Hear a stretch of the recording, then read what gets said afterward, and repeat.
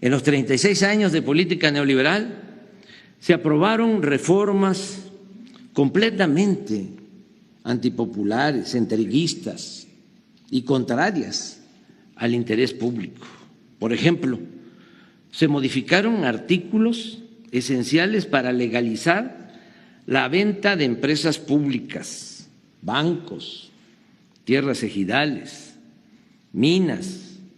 Se otorgaron concesiones y contratos en materia de petróleo, electricidad, telecomunicaciones. Se privatizaron los ferrocarriles, los puertos, los aeropuertos y hasta las cárceles. Se limitó la gratuidad de la educación pública. Se aumentaron impuestos para la mayoría de los consumidores, mientras se condonaban pagos a grandes contribuyentes. Se aprobaron leyes para convertir deudas privadas en deuda pública.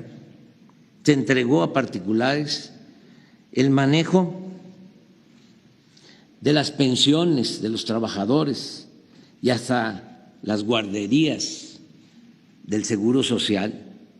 Se redujo el salario mínimo como no sucedía desde el Porfiriato y se consagró como gobierno una democracia, se instauró como gobierno una democracia simulada, operada y controlada por políticos y tecnócratas afines y dependientes, empleados de los grandes poderes económicos. En fin, es raro encontrar, y los convoco a que lo investiguen, es raro encontrar en el periodo neoliberal una reforma a la Constitución en beneficio del pueblo.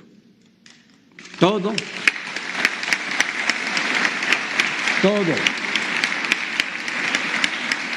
absolutamente todo, se orientó a favorecer los intereses de una minoría nacional y extranjera. Por eso, frente a este vergonzoso retroceso, podemos con orgullo y con la frente en alto sostener que millones de mexicanos hemos logrado la aprobación de algunas reformas en el Congreso con el distintivo de la honestidad y el humanismo. Ahora es delito grave la corrupción, que no lo era, porque habían modificado el Código Penal durante el sexenio de 1988-1994. Existe ahora, como lo mencionó el senador, representante de esa Cámara, la ley de austeridad republicana, porque la austeridad no es un asunto de principios, no es un asunto, digo, de administración, sino de principios. Y no puede haber gobierno rico con pueblo pobre.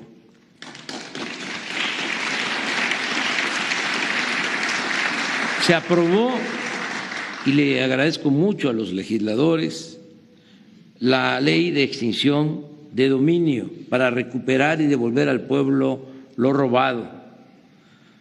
Se logró la reforma al artículo 28 de la Constitución para prohibir la devolución de impuestos.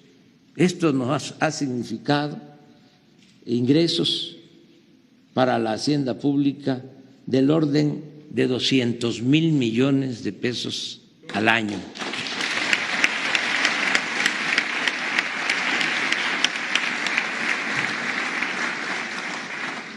La clasificación del robo de combustibles, la evasión fiscal y el fraude electoral como delitos graves.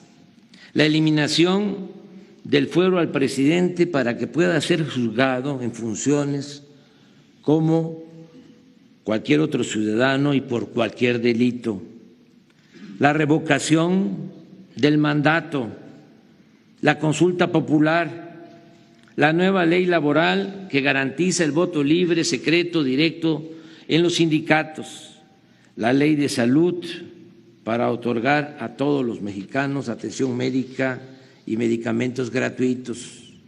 Agréguese a lo anterior la cancelación de la mal llamada reforma educativa, así como la reforma constitucional que permite a elementos del Ejército y la Marina participar en tareas de seguridad pública e instituye la Guardia Nacional.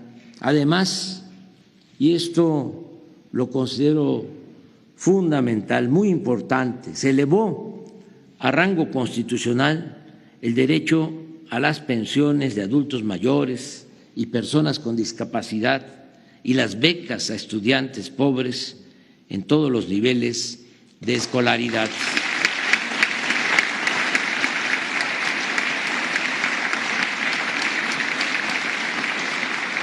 Permítanme leerles el texto del artículo 4 transitorio de la Constitución que trata sobre este importante asunto.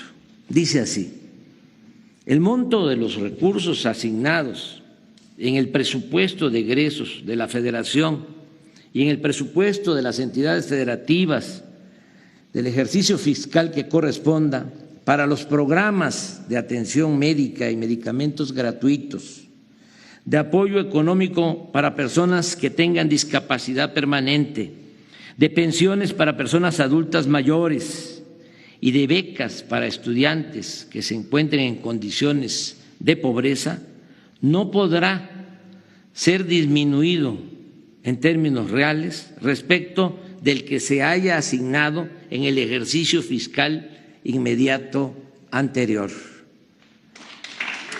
Esto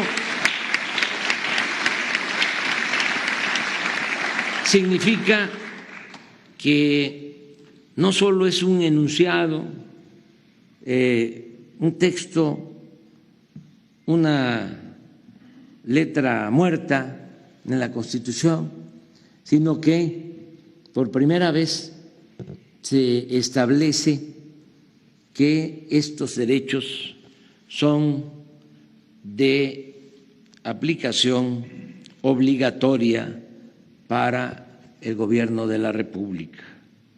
Amigas y amigos, debemos seguir luchando por los ideales de la Revolución Mexicana, consagrados en la Constitución de 1917. No dejar de insistir en abolir por la vía legal y democrática las reformas contrarias al interés público impuestas durante el periodo neoliberal, continuar proponiendo cambios al marco legal en beneficio del pueblo hasta devolver a nuestra ley máxima toda la grandeza de su humanismo original.